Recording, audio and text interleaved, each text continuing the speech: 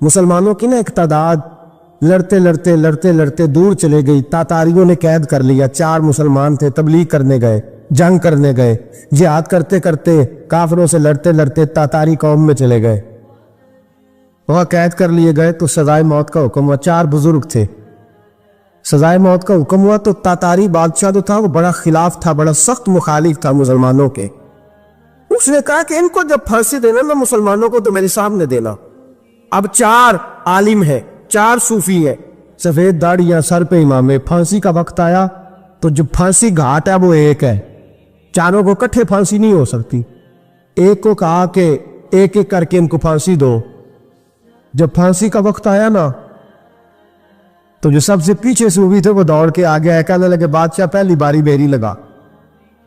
پہلی. اب بادشاہ نے کہا ٹھیک ہے اسے لٹکا دو. وہ قریب آئے تو دوسرے دوڑ آئے, کہنے لگے نہیں نہیں پہلی باری میں نے زیادہ کافر قتل کیے, میرا بڑا جرم ہے, مجھے پہلے سزا دو. ان کو پھانسی دینے لگے تو تیسرے آ گئے, کہنے لگے نہیں یہ تو میرا قتل کرتا تھا, رستے میں بتایا کرتا, ڈھونڈ کے میں بتلاتا تھا کہ یہاں زیادہ تعداد ہے, مجھے پہلے پھانسی دو.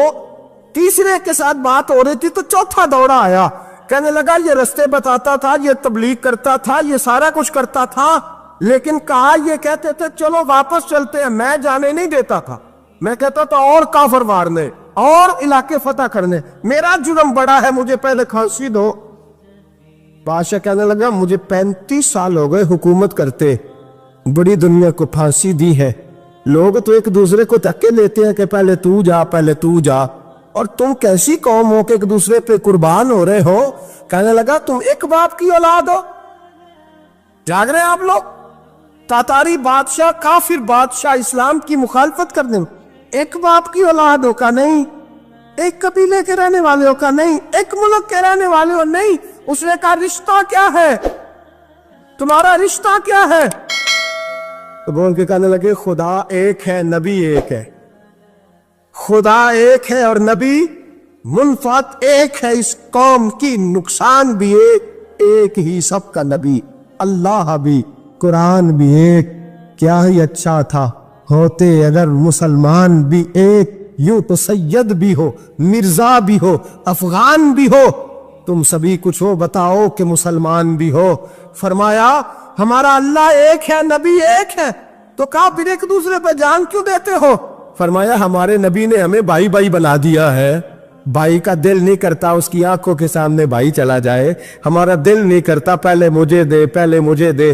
بادشاہ کہنے لگا تمہارا جذبہ مجھے متاثر کر گیا, جاؤ میں تم چاروں کو آزاد کرتا ہوں, تمہیں آزاد کرتا ہوں. میرے دوستو یہ رنگ تھا, دیکھیں نا, یہ اس ترتیب نظام دیکھا نا, اس فلک نے پہلی بار دیکھا, اس زمین نے پہلی بار. اور میرے حضرت صاحب فرمایا کرتے تھے زمین تڑپ کے روئی, اس نے پہلی دفعہ دیکھا. حضرت ابو عبیدہ بن جراح نے میدان بدر کے اندر جب جنگ کا تبل پجا, حالات بگڑے, جناب ابو عبیدہ بن جراح کہتے ہیں تاریخ نے ایک عجیب موڑ پہ مجھے لا کے کھڑا کیا. آپ فرماتے ہیں میرے لیے اللہ نے جو آزمائش رکھی وہ سب سے بڑی رکھی. فرمانے لگے جب میں میدان میں نکلا تو کافروں نے میرے سامنے جس کو لا کے کھڑا کیا وہ میرا سگا باپ تھا. اور فرماتے ہیں اب مشکل بن گئی, عشق تے اگ دوویں ایک برابر, تے عشق دا سیک بدھیرا, اگ تے ساڑے ککھ تے کانے, تے عشق ساڑے تن میرا, تے اگ دا دارو می تے پانی, کوئی دسے ہے عشق دا دارو کیڑا, بلے شاہ تے کچھ بھی نہیں بچدا جتھے عشق ہوراں دا ڈیرا. فرمانے لگے اب میرے لیے سامنے باپ, ادھر بیٹا. آپ فرماتے ہیں 2 رستے تھے, باپ بچاؤں یا رسول اللہ کا دین بچاؤں. 1 منٹ تھا فیصلہ کرنے کے لیے کہ ابا بچے گا یا دین بچے گا, کفر بچے گا یا اسلام بچے گا. فرماتے ہیں میں نے منٹ پورا نہیں سوچا, میں نے تلوار اٹھائی, باپ کی گردن کاٹ کے گرائی اور رسول اللہ کا دین بچا لیا. باپ کی گردن کٹ کے گری اور نبی پاک کا دین بچ گیا, بچا لیا رسول اللہ کا دین. حضرت عمر نے ماموں کو مارا. حضرت مصعب ابن عمیر کہتے تاریخ مجھے بھی لا کے کھڑا کرتی ہے بدر کے میدان میں, تو کفر کا لبادہ اوڑھ کے جب سامنے آیا تو وہ میرا سگا بھائی تھا, سگا بھائی. حضرت عمر ملک شام جاتے ہیں, جب فتح ہوتے ہیں حضرت سعد بن ابی وقاص بلاتے ہیں شام جاتے ہیں تو حضرت عمر کہتے ہیں شام آئے یار سب سے پہلا کام یہ کر بلال کا تو پتہ کر. یہاں سنا ہے بلال حبشی کا مکان بھی کہیں نیڑے نیڑے ہے, پتہ تو کر. حضرت بلال حبشی حضرت سیدنا سعد کہنے لگے حضور بلا نہ لے. فرمایا نہیں, وہ مصطفیٰ کا غلام ہے تو میرا تو امام ہے, میں گھر ملنے جاؤں کا گھر رحماؤ بینہم. کالے رنگ کے حبشی غلام سیدنا بلال حبشی کو ملنے گھر گئے اور جناب عمر جا کے بیٹھک میں انتظار کرنے لگے, گویا ڈرائنگ روم میں بیٹھے انتظار ہونے لگا. جناب سیدنا بلال آئے تو حضرت عمر اٹھ کے کھڑے ہوئے. ملک شام کے لوگوں نے یہ منظر عجیب دیکھا کہ جناب عمر فاروق ایک حبشی کے لیے کھڑے ہوئے, اور جب کھڑے ہوئے تو حضرت بلال کہنے لگے عمر بیٹھ جاؤ, یہ کیا کر رہے ہو؟ حضرت سیدنا عمر رو پڑے, کہنے لگے بلال تو حبشی پہلے تھا, جب سے رسول اللہ کا غلام بنا ہے ساری امت کا امام بن گیا, ساری امت کا تو امام بن گیا ہے جب سے تو نبی پاک صلی اللہ تعالی علیہ وسلم کا غلام بن. بھائی یاد رکھے جب اشداء علی الکفار کی بات تھی تو اپنے سگے قتل ہو گئے, اور جب رحماء بینہم کی بات تھی تو پھر یہ نہیں دیکھا یہ حبشی ہے. توجہ ہے میری بات پر, جاگ رہے نا آپ لوگ, ادھر دیکھیں. پھر یہ نہیں دیکھا کہ یہ حبشی ہے, یہ رومی ہے, یہ کون ہے, پھر یہ دیکھا کہ یہ رسول اللہ کا غلام ہے صلی اللہ. ہمارے ہاں تو نفرتیں پھیل گئی ہو, وہ بس کرو جی بنگالیوں سے جان چھڑاؤ, وہ بس کرو جی فلانے سے, وہ بس کر یار, رہن سہن اپنا اپنا ہوتا ہے, لیکن مسلمان جس طرح کا بھی ہو اس کے ساتھ نفرت کرنے کی اجازت نہیں ہے. پہلی بات اشداء علی الکفار, دوسری بات رحماء بین. اب تیسری بات ہے تراہم رکعا سجدا یبتغون فضلا من اللہ ورضوانا. میں نے شروع میں بات کی تھی نا کہ اگر خانہ کعبہ میں 40-50 لاکھ حاجی مل کے دعائی مانگ لیتا, دعائی مانگ لیتا مل کے تو کمال ہو جاتا. حضرت ابو بکر صدیق رضی اللہ تعالیٰ عنہ سے کسی نے پوچھا تھا بدر میں فتح کیسے ہوئی؟ ابھی مسلمان کہتے ہیں نہیں جی کیسے لڑیں گے جی, ہمیں اپنا بڑا مسئلہ ہے. یہ کمزور لوگوں کی باتیں, کمزور جو خدا والے ہوتے ہیں ان کی یہ سوچ نہیں ہوتی. یہ آرزو کرم اور میں آپ سے کروں, یہ بھیک اس کو جی دیے جس کا خدا نہ ہو. یہ کمزور لوگ ہیں جو کہتے ہیں نہیں کیسے ہوگا, کس طرح ہوگا, جن کو پتا ہو کہ ہماری غیبی طاقت ہے. ہماری حضرت ابو بکر صدیق رضی اللہ تعالیٰ پوچھا جناب بدر میں کیسے جیت گئے؟ تلواریں زیادہ تھی, نیزے زیادہ تھے, یا آپ کو جاسوسی زیادہ تھی, پتہ زیادہ تھا کہ یوں قابو آئیں گے کافر؟ تو ابو بکر صدیق فرمانے لگے نہ نیزوں سے جیتے نہ تلواروں سے جیتے, ہم جو بدر میں جیتے ہیں تو مصطفیٰ کی نمازوں سے جیتے. ہمیں جو بدر میں کامیابی ملی تو رسول اللہ کی دعاؤں کی برکت سے ملی. فرمانے لگے کافر ساری رات شرابیں پیتے رہے, ساری رات وہ ناچ گانے میں مصروف رہے, اور میں حضور کے خیمے میں موجود تھا, نبی پاک ساری رات نماز پڑھتے رہے, ساری رات حضور نماز پڑھتے رہے, ساری رات اللہ سے دعا کرتے رہے. فرمایا صبح جو کامیابی ملی تو یہ مصطفیٰ کی نمازوں کی برکت سے ملی. ایک بزرگ کی میں بات سن رہا تھا, وہ کہہ رہے تھے اب نمازیں عبادتیں ریاضتیں بعد میں کرنا, پہلے جہاد کرو. کہہ رہے تھے اب نکل کر خانقاہوں سے ادا کا رسم شبیری, عبادتیں ریاضتیں تلاوتیں درود بعد میں ہوگا, پہلے جہاد. تو میں نے کہا صاحب عبادتیں تلاوتیں درود ہو کہاں رہا ہے, پہلے وہ جگہ تو بتائیں. خانقاہوں پہ تو عرس ہو رہا ہے, سال کے بعد ڈھول لگ رہا ہے. وہ جو زمانہ تھا نا کہ خانقاہ شریف پہ شام تک قرآن مجید ختم ہوگا, فجر کے بعد 50,000 درود پڑھا جائے گا, وہاں لوگ آئے ہیں تو وہاں ذکر کرتے کرتے لوگ اس قدر مست ہوئے کہ انہیں ہوش ہی نہیں کہاں کہ کہاں گئے. وہ تو دور ختم ہو گیا. اب کہاں ہے خانقاہ میں؟ اب تو نظر نیاز رہ گئی, ختم شریف رہ گیا, عرس پاک رہ گیا, باقی تو معاملہ ختم ہے. وہ کہاں گیا معاملہ سارا؟ بھائی دعائیں التجائیں. شہاب الدین غوری سے پوچھا جناب فتح کیسے ہوئی؟ کہنے لگے خواجہ معین الدین اجمیری کی دعاؤں کی برکت سے. فرماتے ہیں بابا دعا مانگتا تھا, ہم جہاد کرتے تھے, اللہ کامیابی دے دیتا. بھائی وہ عبادت, وہ ریاضت, وہ مسلمان جو رات کو اپنے رب کو منا لیا کرتا تھا, وہ اپنی عبادت کے زور پر اللہ تبارک و تعالیٰ کی بارگاہ میں آہو زاری. حضور نے فرمایا الدعاء صلاح المومن, دعا مومن کا ہتھیار ہے. دعا مومن کا, بول کے بتانا ہے, دعا مومن کا. فرمایا مومن یہ ہتھیار چلا سکتا ہے, یہ ہتھیار کافر کے پاس موجود حضرت زید بن حارثہ رضی اللہ تعالیٰ عنہ کو نہ پکڑ کے کچھ کافر ان کو پکڑ کے لے گئے تو ایک درخت کے ساتھ باندھ لیا، کہنے لگے تمہیں قتل کریں گے، حضور کے صحابی ہیں رضی اللہ تعالیٰ۔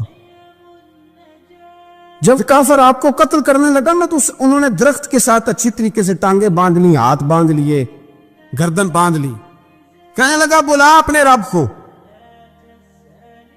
تو حضرت زید رضی اللہ تعالیٰ عنہ فرمانے لگے میں تو شہید ہونے کو تیار تھا، لیکن تو نے آزمانے کا پروگرام بنایا تو ٹھیک ہے، میں پھر بلانے لگا ہوں اپنے رب کی مدد کو، اے اللہ مدد فرما۔ اس نے اتنی دیر میں تلوار نیام سے نکال لی، اے اللہ مدد فرما۔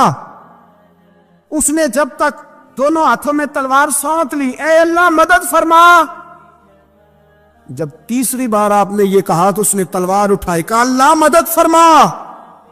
حضرت زید رضی اللہ تعالیٰ عنہ کہتے ہیں جب چوتھی بار میری زبان سے لفظ نکلے، کافر کے ہاتھ میں تلوار تھی پر گردن بھی اس کی کٹ کے نیچے گر گئی، گردن کٹ کے اسی وقت نیچے گری۔ مجھے کسی نے کھولا، نہ مارنے والا نظر آیا، نہ گردن کاٹنے والا نظر آیا، نہ مجھے کھولنے والا۔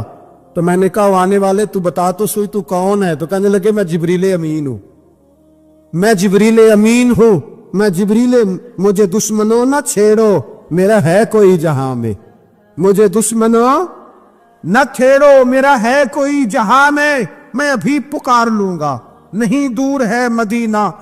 کہا جب تو نے، حضرت جبریل کہنے لگے جب تو نے پہلی دفعہ کہا نا اللہ مدد فرما تو میں سدرۃ المنتہا پہ تھا، مجھے حکم ہوا جبریل دیر نہ کرنا۔ فرماتے ہیں جب دوسری دفعہ تو نے کہا نا اللہ مدد فرما تو میں 7ویں آسمان پہ تھا، اور جب تیسری دفعہ کہا مدد فرما تو میں پہلے آسمان پہ تھا، اور فرمایا جب تو نے کہا چوتھی دفعہ اللہ مدد فرما تو میں تیرے سرانے کھڑا تھا، میں تیرے سرانے۔ تو بھائی اب تو اجتماعی دعا بھی نہیں رہی ہماری، اب تو یہ والا سوتا بھی، اکبر الآبادی نے کہا تھا مصیبت میں بھی اب یاد خدا ہم کو نہیں آتی، دعا منہ سے نہ نکلی جیبوں سے عرضیاں نکلی۔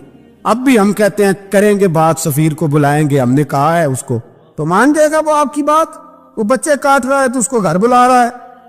ابھی تک ایک اتنا سا سٹینڈ کہ ان کا جو دفتر ہے سفارت خانہ وہ بند کر دیا جائے، اتنی بھی توفیق نہیں ہوئی۔ کہتے ہیں ٹھیک ہے شور شروع ہو رہا ہے بس چپ کر دیں گے سارے۔ خدا را خواب غفلت سے اٹھو، بیداری حاصل کرو، اور کچھ نہیں ہو سکتا تو کھل کے دعا تو مانگو ان کے لیے دعا تو مانگو۔ اللہ بڑا کریم ہے، وہ جب مدد کرنے پہ آتا ہے تو پھر بڑے بڑے کافروں کے مقابلے میں اپنے بندوں کی مدد فرماتا ہے۔ اور میں یہ پیغام دینا چاہتا ہوں عالم کفر کو بھی، یاد رکھیں رب کریم جب مدد کرنے پہ آئے تو اکیلے حضرت ابراہیم اور ایک طرف پوری ملت ہو تو اللہ اپنے خلیل کو بچا لیا کرتا ہے۔ رب کریم کی رحمت کاملہ جب فیصلہ کر لیتی ہے تو پھر نمرود جیسے سپر پاور طاقت کو رب کریم مچھر سے مروا دیا کرتا ہے۔ اللہ تبارک و تعالی، یہ تو مسلمان کا دعا والا سوتا ہی، وہ نکل کر خانقاہوں سے ادا کر رسم شبیری، یہ تو تب ہوگا جب خانقاہ کے اندر کوئی ذکر فکر عبادت ہو رہی ہو، اور جب وہاں حال ہی کوئی نہیں، وہاں تو رقص و سرور ہے، وہاں تو بس جھوٹی تعریفیں ہیں، ہر آدمی نے ایک بندہ ساتھ رکھا ہوا ہے تعریفیں کرنے کرانے والا، وہ تو معاملہ ہی اور ہو گیا ہے۔ حضرت سیدنا مولا علی شیر خدا کرم اللہ تعالیٰ وجہہ کریم ساری زندگی کہتے رہے اللہ علی نے میدان میں عمر گزاری ہے، اسے شہادت کی موت عطا فرما۔ او بھائی یہ تو شہادتیں مانگنے والے۔ حضرت امام حسین میدان کربلا میں کھڑے تھے، شمر کہنے لگا حسین تیری چاروں جانب موت ہے، تو آپ فرمانے لگے تجھے ابھی ہمارا پتہ ہی نہیں، موت سے تو ہمارا پیار چلتا ہے، اور فرمایا یہ شہادت تو ہمارا پیچھا کرتی ہے، پہنچ جاتی ہے جہاں ہم ہوتے ہیں، موت سے ڈرا رہا ہے۔ مسلمان کا مرنے کو دل نہیں کرتا، ورنہ وہ اتنی بڑی کوٹھی میں کون رہے گا؟ مرنے کو دل اس لیے نہیں کرتا کہ وہ جو 6 کروڑ 10 کروڑ ڈالر لوٹ کے رکھے ہیں، مر گئے تو کھائے گا کون؟ وہ فقیر فاقہ مست تھے، ان کا گھر ہی کوئی نہیں تھا، ان کے بینک بیلنس ہی کوئی نہیں تھے، وہ کہتے تھے گھر ہمارا ہے وہ جو ہمارے رب نے تیار کیا ہوا ہے، ہمارا بینک بیلنس ہے وہ جو ہمیں جنت میں جا کے ملے گا۔ ان کا تو یہ کھاتا ہی کوئی نہیں تھا، اس لیے وہ شہادت کی۔ حضرت عمر بن جموع رضی اللہ تعالیٰ عنہ میدان احد میں 4 بیٹے لے کے آئے۔ کتنے بیٹے؟ بول کے بتائے۔ 4 بیٹے لے کے عمر بن جموع آئے، اور خود ایک ٹانگ سے لنگڑے سے آبی ہیں, ٹانگ چھوٹی ہے. حضور کے سامنے کھڑے ہوئے کہا محبوبہ میرے 4 ہی تھے, میں 4 لے آیا ہوں, قبول کر لے. تو حضور نے فرمایا تو کیوں تلوار اوڑے آیا ہے, یہ تو نے کیوں گلے میں اسلحہ ڈالا ہوا ہے؟ کہا یا رسول اللہ میں نے بھی تو جانا ہے نا. تو حضور نے فرمایا 4 بیٹے جو ہیں. تو حضرت عمر بن جموح نے بات کی, صحابہ کہتے ہیں لبوں سے مسکرا رہے تھے, آنکھوں سے رو رہے تھے. کیا عجیب انداز ہے. حضور نے فرمایا عمر 4 بیٹے جو آ گئے تو رہنے دے. تو حضرت عمر رو پڑے, کہنے لگے محبوبہ کیا لنگڑے جنت میں نہیں جائیں گے؟ کیا حضور میں لنگڑا ہوں تو میرے لیے جنت کوئی نہیں؟ میرے حبیب پاک سید عالم صلی اللہ علیہ وسلم نے فرمایا عمر تو ضرور جنت میں جائے گا. کہا محبوبہ پھر بچے بعد میں جائیں گے, میں پہلے میدان میں جاؤں گا. مسلمان کی سوچ کے خلاف ہے یہ بات, یہ قرآن کی فکر کے خلاف ہے کہ اپنی فکر کرو. برما کے لیے, کشمیر کے لیے, فلسطین کے لیے بات نہ کرو, اپنی فکر کرو. یہ قرآن کی سوچ کے خلاف ہے, یہ قرآن کے پیغام کے خلاف ہے. اس لیے کہ اگر صرف اپنی بات ہوتی تو آمنو اور عاملوا الصالحات پہ بات ختم ہو گئی ہوتی, پھر بات آگے نہ چلتی. جب کہا گیا وتواصوا بالحق, حق بات کی تلقین کرنی ہے. اگر بات صرف اپنی ذات کی ہوتی تو ٹھیک ہو گیا تھا, نماز پڑھی, روزہ رکھا, حج کیا, ختم ہو گئی. لیکن میرے نبی پاک صلی اللہ تعالی علیہ وسلم نے ارشاد فرمایا ایک بستی میں 2 3 4 نیک لوگ رہتے تھے.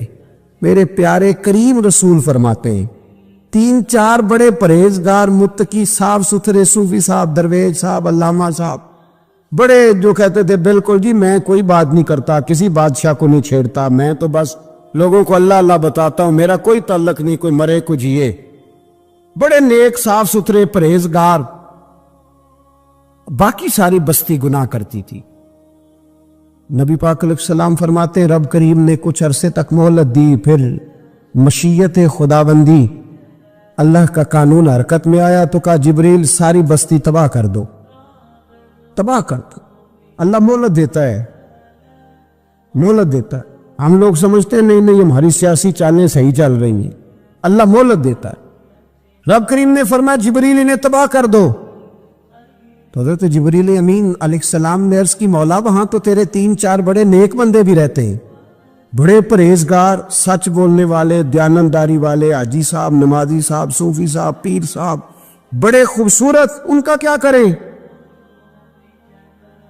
تو میرے محبوب پاک علیہ السلام فرماتے ہیں رب کریم نے فرمایا سب سے پہلے انہیں تباہ کرنا, سب سے پہلے انہیں سب سے پہلے, اور الٹ دو بستی, پہلے ان کا نمبر لگاؤ. یا اللہ ان کی کیا غلطی ہے؟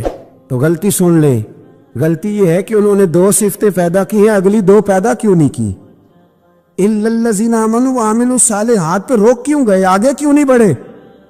اللہ کریم نے فرمایا جبریل دیکھو نا, میری نافرمانی ہوتی رہی اور ان کے چہرے پر کبھی شکن تک نہیں آیا. لوگ میرا قانون توڑتے رہے, انہیں کبھی برا ہی نہیں لگا, گناہ دیکھ کر کبھی خیال ہی نہیں آیا بدلنے کا. میرے بھائی امت مسلمہ اپنے لیے تو آئی نہیں دنیا میں, نبی پاک کی اس لیے تھوڑے آئے تھے کہ پیسے کمائیں, دنیا داری کریں, جھوٹ سچ ماریں اور رخصت ہو جائیں, بچے پیدا کریں. یہ کام تو ہندو, سکھ, بدھ مت سارے کر رہے ہیں, تو فقط اس کام کے لیے تھوڑی آیا ہے. کنتم خیر امت اخرجت للناس, اللہ فرماتے ہیں میرے محبوب کے غلاموں تم بہترین امت ہو, میں نے تمہیں امتوں کے بھلے کے لیے پیدا فرمایا ہے, تمہیں لوگوں کی امامت کے لیے دنیا میں بھیجا ہے. اے نوجوان مسلم کبھی یہ تدبر بھی کیا تو نے, وہ کون سا گردو ہے جس کا ہے تو ایک ٹوٹا ہوا تارا؟ تو نے کبھی سوچا ہے تو کیا ہے؟ پتہ ہے تجھے؟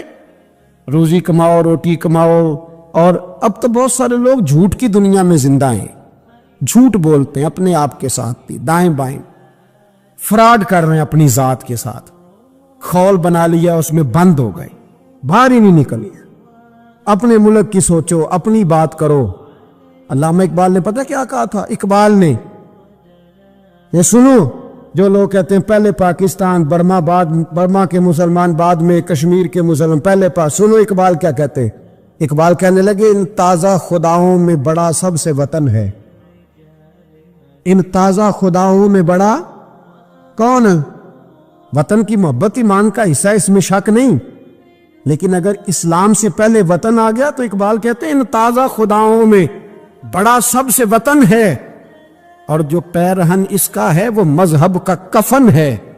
فرماتے ہیں جو وطن اوڑھ لیتا ہے اس نے اپنے مذہب کو دفن کر دیا۔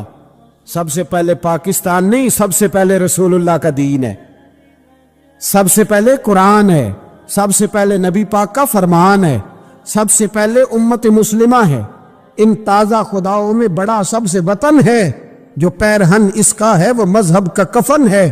اور اقبال کہنے لگے قوم مذہب سے ہے، مذہب جو نہیں تم بھی نہیں۔ قوم مذہب سے ہے، مذہب جو نہیں، کوئی نہیں سمجھ آ رہی ہے آپ کو میری بات؟ قوم کس سے ہے؟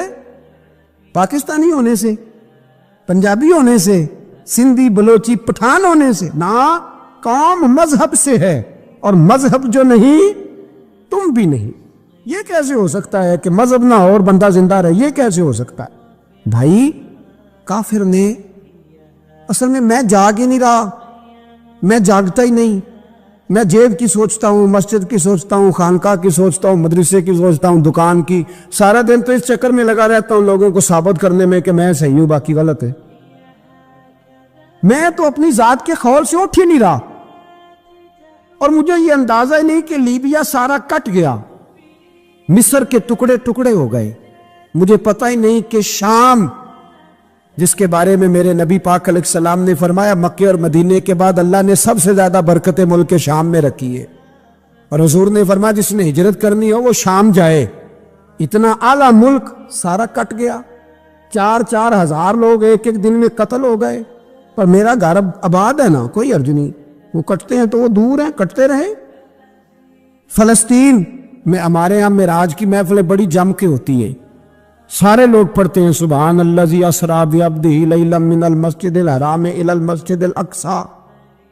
انہیں پوچھو روز قرآن مجید میں مسجد اقصی کا نام لینے والوں، تو مسجد اقصی کہتے ہو تو تمہیں اللہ کتنی نیکیاں عطا کرتا ہے، بتاؤ تو صحیح مسجد اقصی کدھر ہے؟ اور اب تو میری طرح کے مولوی آدھی حدیث سناتے ہیں، کہتے ہیں مسجد نبی میں ایک نماز پڑھو تو 50,000 کا ثواب، حرم شریف میں پڑھو تو 1,00,000 کا ثواب۔ مولانا حدیث یہاں سے شروع نہیں ہوتی، کھولو تو صحیح کنز المال، پڑھو مسند امام احمد بن حنبل، حدیث تو یہاں سے شروع ہوتی ہے۔ میرے نبی پاک نے فرمایا مسجد اقصی میں جس نے ایک نماز پڑھی 25,000 کا ثواب، اور میری مسجد میں جس نے ایک نماز پڑھی 50,000 کا ثواب، اور اللہ کے گھر بیت اللہ جس نے پڑھی 1,00,000 کا ثواب۔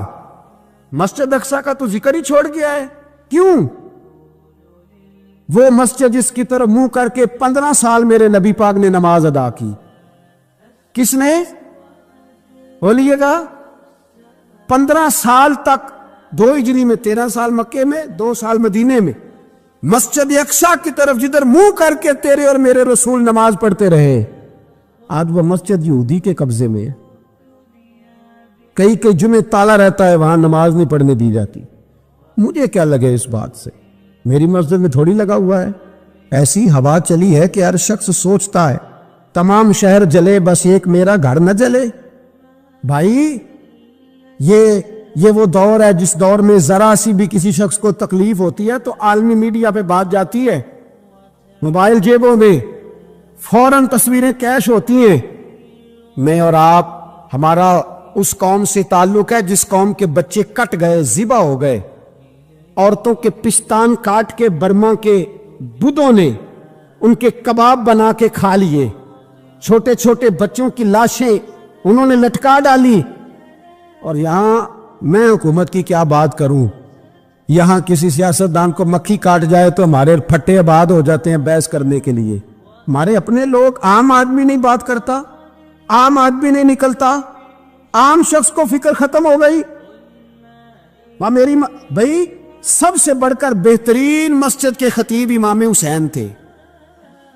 مسجد نبی سے بڑی بھی کوئی مسجد ہوگی جس ممبر پر رسول پاک بیٹھ کے خطبہ دیا کرتے تھے، اور میرے مصطفیٰ کے آستانے سے بڑا بھی کوئی آستانہ ہوگا جس کی سجادگی امام حسین کے پاس تھی۔ کہتے ہیں ہمارا کیا تعلق، ہمیں کیا لگے، جو مرضی ہوتا پھرے۔ امام علی مقام آرام سے مسجد نبی میں بیٹھے تھے، زمانہ پوری دنیا سے جاتا تھا، ہاتھ چومتا تھا، قدموں میں بیٹھتا تھا۔ اتنے بڑی عظمت والی بھی کوئی شخصیت ہوگی جس کے رگوں میں رسول اللہ کا خون دوڑتا ہے، جسے حضور اپنی زبان مبارک اس طرح وہ چوسا کرتے تھے جیسے عرب کے لوگ پیاس کے عالم میں کھجور چوسا کرتے تھے۔ اتنا بڑا بھی کچھ شخص تھا، لیکن جب دین پہ کڑا وقت آیا تو حسین نے مسجد کی خطابت نہیں بچائی، آستانہ نہیں بچایا۔ امام علی مقام نے کہا کوفہ لٹتا ہے تو لٹتا رہے، دمشق میں فساد ہوتا ہے تو ہوتا رہے، وہ ملک شام کی بچیاں رو رہی ہیں تو روتی رہیں کہ ہم پہ یزید قابض ہو گیا، میری مسجد آباد ہے، کافی ہے نا۔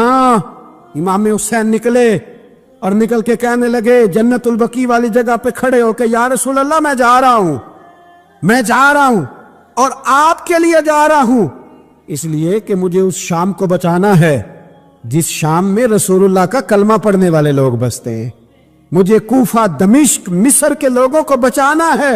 نانا تیرے کرم کے خزینے کی خیر ہو، میں جا رہا ہوں تیرے مدینے کی خیر ہو۔ نکل کھڑے ہوئے امام علی مقام، میدان میں نکلے، کس کے خلاف؟ کون تھا یزید؟ مسلمان تھا۔ اس وقت تک تو سب نے مسلمان لکھا ہے، جس نے کافر کہا شہادت امام حسین کے بعد کہا۔ جرم کیا تھا؟ میری گردن جھک جاتی ہے جب میں یہ بات کرتا ہوں، ایمانداری سے کہہ رہا ہوں، جوش خطابت نہیں، میری گردن جھکتی ہے جب میں یہ لفظ ادا کرتا ہوں۔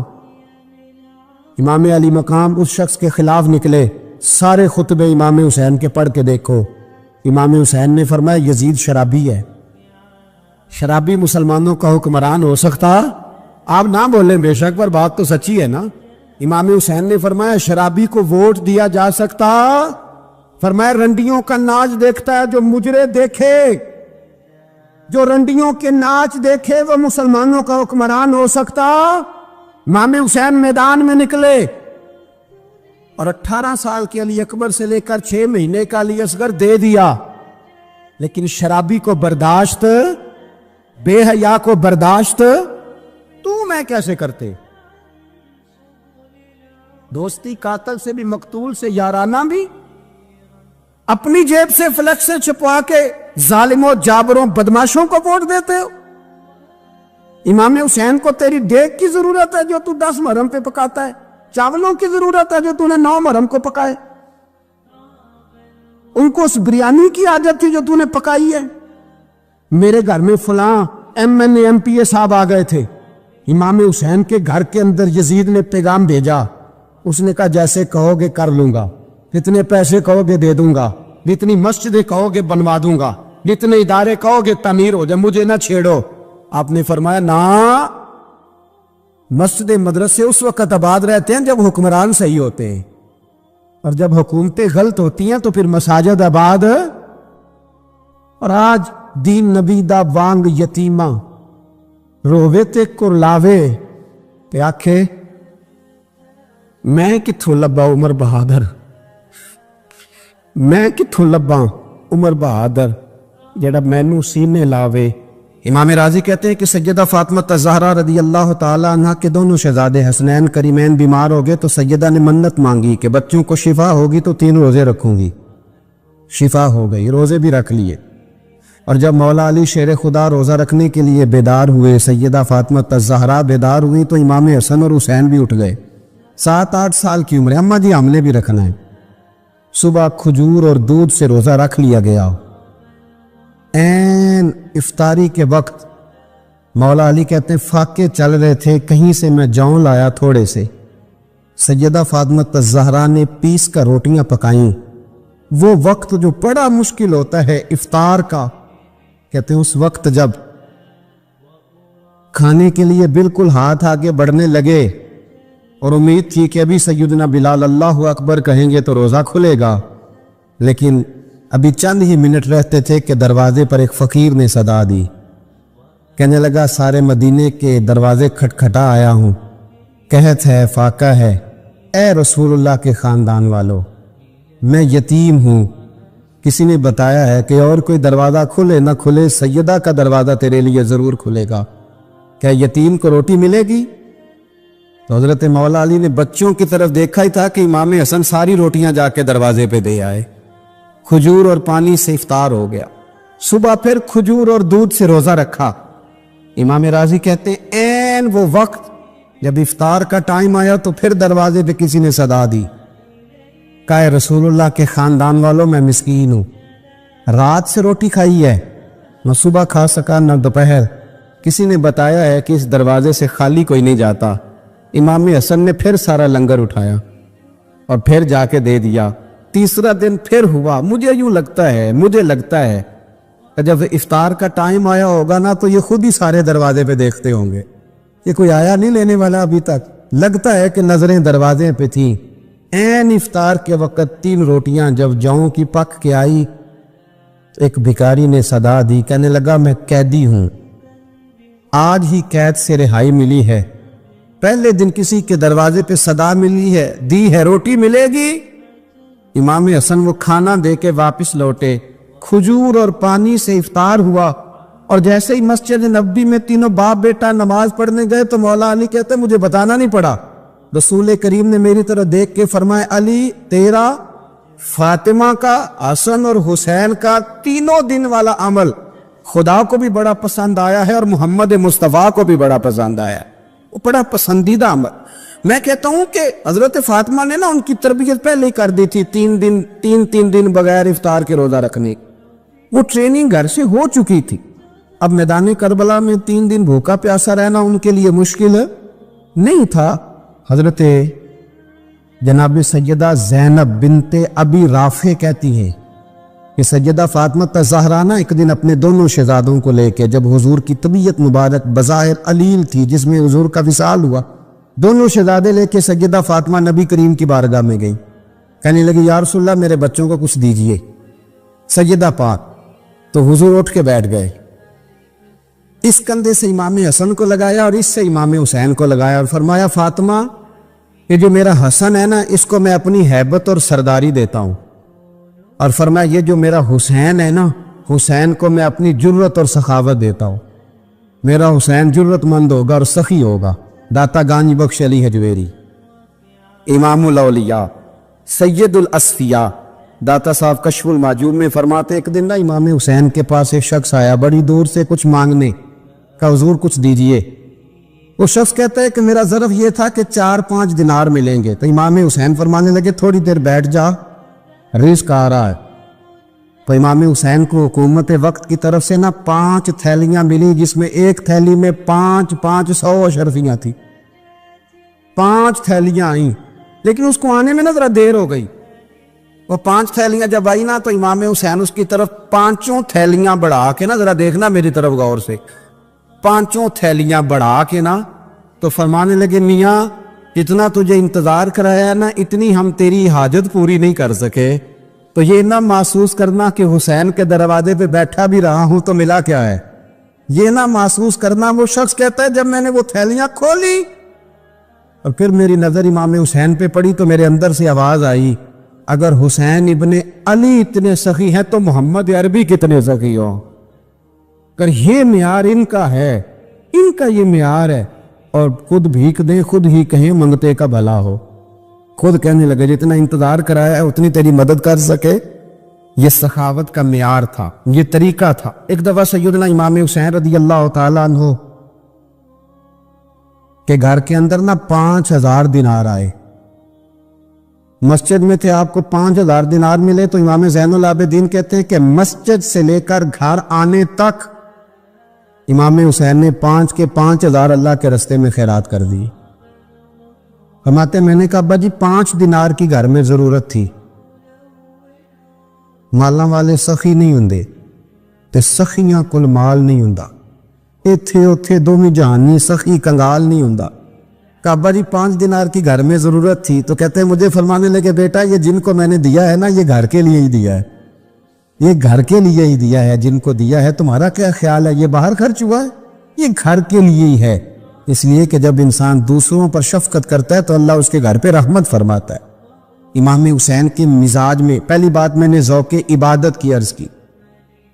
دوسری بات عرض کر رہا ہوں کہ صحابہ حضرت اسامہ بن زید بڑے پیارے ہیں میرے نبی کریم کے, بڑے پیارے. حضرت اسامہ بن زید کے بارے میں سیدہ عائشہ صدیقہ فرماتی ہیں ان کے ناک سے اگر ریٹھ نکلتی تھی تو اللہ کے رسول اپنے دستے مبارک سے صاف کر دیتے تھے، اور سرکار فرماتے تھے کہ اگر اسامہ لڑکی ہوتا نا، ان کے غلام کے بیٹے تھے حضرت زید بن اگر یہ لڑکی ہوتا میں اسے زیور پہناتا. بڑے پیارے تھے، لیکن جب ان کا آخری وقت آیا نا تو 60,000 دینار کا قرضہ تھا. رشتہ داروں سے کہا، دوستوں سے کہا، یاروں سے کہا، پر قرض ادا نہیں ہو رہا تھا. حضرت اسامہ بن زید کہتے ہیں بڑا پریشان تھا. جب حد ہو گئی نا تو حضرت اسامہ بن زید فرمانے لگے جاؤ کوئی حسین ابن علی کو خبر کرو، ان سے کہو میں نا غلام ہوں آپ کے نانا کا، مقروض دنیا سے چلا گیا تو کیا بنے گا. امام حسین کو خبر ملی تو دوڑے آئے.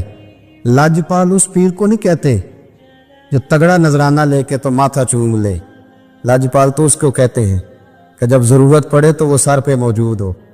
حضرت سیدنا امام حسین تشریف لائے تو جناب اسامہ بن زید رو پڑے، کہنے لگے حضور میں نے نا غلامی کی ہے آپ کے نانا کی، اور اس غلامی پہ ناز ہے. اب 60,000 دینار کا قرضہ لے کے دنیا سے جاؤں گا تو میری قبر پہ بوجھ رہے گا. امام حسین خادم کو بھی کہہ سکتے تھے جاؤ گھر پیسے پڑے ہیں لے آؤ. امام حسین خود گئے، چادر اوڑھ کے تو اس کی اوٹ میں بکل میں 60,000 دینار چھپا کے لائے اور جناب اسامہ بن زید کے سامنے رکھ کے کہنے لگے اسامہ یار پیسے رات کو ہی آئے تھے، میں سوچ رہا تھا مجھے تو ضرورت نہیں، اللہ نے کس کا نصیب میرے گھر میں بھیج دیا، مجھے تو حاجت ہی نہیں تھی، اب پتہ چلا پیسے تیرے تھے، اللہ نے حسین کی ڈیوٹی لگائی ہے کہ جا کے دے آ. حضرت اسامہ بن زید رو پڑے، فرمانے لگے اللہ آپ کو بہترین صلہ عطا فرمائے. امام بڑا ہی پیار کرتے تھے. گھوڑے پہ جا رہے تھے، کچھ فقیر غریب لوگ بیٹھ کے روٹی کھا رہے تھے. کہاں رہے تھے؟ سڑک کے کنارے. تو امام زین العابدین فرماتے ہیں کہ جب امام حسین گزرے تو انہوں نے آواز دی حضور دل کرتا ہے ہمارے ساتھ بیٹھ کے روٹی کھائیں. کائنات کے مالک و مختار کے نواسے اور دنیا کے سب سے بڑے شہزادے گھوڑے سے اترے اور غریبوں کے ساتھ سڑک پہ بیٹھ گئے، روٹی کھانے لگے اور دیر تک کھاتے رہے. اور جب فارغ ہو گئے تو فرمانے لگے کھانے کی ضرورت بھی نہیں تھی، حاجت بھی نہیں تھی، پر تم نے آواز دی تو دل رکھنے کو بیٹھ گیا تھا، اگر اجازت دے تو چلا جاؤں. یہ مزاج تھا، یہ طبیعت تھی. آپ کے ایک بھائی ہیں چھوٹے حضرت محمد بن حنفیہ نام ہے، حضرت مولا علی شیر خدا رضی اللہ تعالیٰ عنہ کی دوسری بیوی سے. ایک دن حضرت امام حسین ان کے گھر میں بیٹھے تھے تو کسی بات میں نا اختلاف رائے ہو گیا، تو امام علی مقام ناراض ہو گئے، فرمایا آج کے بعد تیرے گھر نہیں آؤں گا. رومال اٹھایا چلے گئے. لوگوں نے حضرت محمد بن حنفیہ رضی اللہ تعالیٰ عنہ سے کہا حسین تو ناراض ہو گئے، کبھی نہیں آئیں گے. آپ فرمانے لگے بھائی تمہارا ہے کہ میرا؟ جی بھائی تو آپ کے ہیں. فرمایا اگر کہو تو چند منٹوں میں حسین واپس آئے. جناب ناراضگی ہو گئی ہے. فرمایا ناراضگی ہوئی ہے پر میں اس کے دل کی نرمی کو تو جانتا ہوں نا، اس کے مزاج کے اندر جو محبت ہے اس سے تو ابھی آئے. کہ جناب وہ کیسے؟ فرمانے لگے دیکھنا ذرا.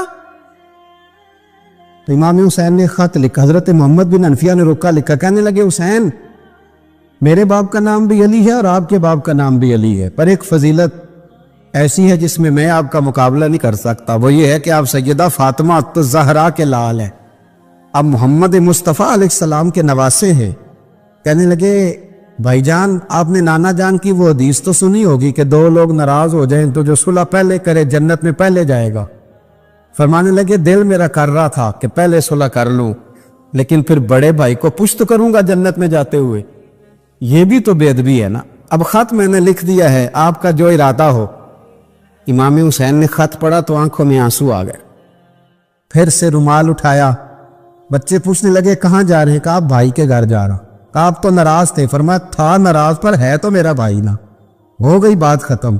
بڑی دل میں نرمی، طبیعت میں سوز، لہجے میں گداز. حضرت امیر معاویہ رضی اللہ تعالیٰ عنہ نے ایک شخص کو بھیجا مدینہ منورہ شان سے، تو اس نے کہا میں نے امام حسین سے ملنا ہے، تعارف کیا ہے؟ جناب امیر معاویہ فرمانے لگے مسجد نبوی میں جانا جس کے گرد لوگ سب سے زیادہ ادب سے بیٹھے ہوں اور جس کی باتیں سب سے زیادہ میٹھی ہوں، اور جس کی نظریں سب سے زیادہ جھکی ہوں اور جس کے چہرے پر تمہیں سب سے زیادہ وقار نظر آئے وہی علی کے بیٹے حسین ہوں گے. جو سب سے زیادہ تمہیں وہاں ماحول کے اندر جو شخص نظر آئے پوچھنے کی ضرورت نہیں پڑے گی. وہ شخص کہتا میں مدینے آیا تو میں نے واقعی ایک شخص کو دیکھا شہد کے گرد مکھیوں کا اتنا ہجوم نہیں ہوتا جتنا امام حسین کے گرد رسول اللہ کے غلاموں کا ہجوم تھا. لیکن نظریں جھکی ہوئی، باتیں میٹھی، لہجہ گداز گداز، لفظوں میں رانائی. اور لوگ کئی باتیں پوچھتے تو علی کے صاحبزادے ایک آدھ جملہ بولتے تو لگتا یہ کہ وہ جملہ سیدھا دل میں اترتا چلا جاتا ہے. امام علی مقام کے کردار میں کچھ باتیں بڑی زیادہ تھیں، بہت زیادہ تھیں، بڑا حسن تھا. ایک بات تو یہ تھی امام حسین رضی اللہ تعالیٰ عنہ کا علم و فضل بڑا کمال کا تھا. ایک دفعہ صحابہ میں مسئلہ بن گیا کہ بچہ پیدا ہوتا ہے تو اس کا وظیفہ کیسے لگانا ہے. امام حسین کا علم و فضل بتا رہا ہوں، علم و فضل. تو بات بڑی پیچیدہ ہو گئی. حضرت عبداللہ ابن زبیر کے پاس لوگ آئے، کہنے لگے کہ آپ بڑے صاحب علم و فضل ہیں، آپ نے حضور علیہ الصلوۃ والسلام کے ساتھ وقت گزارا ہے، تو مسئلے کو حل کریں کہ بچہ پیدا ہونے کے بعد حکومت اگر وظیفہ لگائے گی تو کب لگائے گی. جب بحث طول پکڑ گئی، مسئلہ حل نہیں ہوتا تھا، تو حضرت عبداللہ ابن زبیر کہنے لگے ہم سے نہیں حل ہوگا. ایک بندہ ہے جس کے سینے میں رسول اللہ صلی اللہ تعالی علیہ وسلم کے نور نبوت کا فیضان ہے، وہ یہ مسئلہ حل کریں گے. تو کہا وہ کون سے؟ آپ فرمانے لگے جب ہم سے مسائل حل نہیں ہوتے تو ہم ان کے علم سے فائدہ اٹھاتے ہیں. کہا کون ہے؟ کہا جناب امام حسین. تو لوگ حضرت امام حسین کے پاس گئے، کہ حضرت یہ ایک مسئلہ الجھ گیا ہے کہ بچہ پیدا ہو تو وظیفہ کب لگانا ہے. فرمایا الجھنے والی بات ہی کوئی نہیں، پیدا ہونے کے بعد جب وہ پہلی دفعہ آواز نکالے تو اس کا وظیفہ لگا دو. اس کا مطلب یہ ہے کہ وہ دنیا میں آ گیا ہے، اس نے اپنے آنے کا اظہار کر دیا ہے، اعلان کر دیا ہے، اب اس کا وظیفہ لگا دو. تو اس پر پھر صحابہ کا اتفاق ہو گیا. امام حسین کے علم سے، فضل سے لوگ فیض اٹھاتے تھے.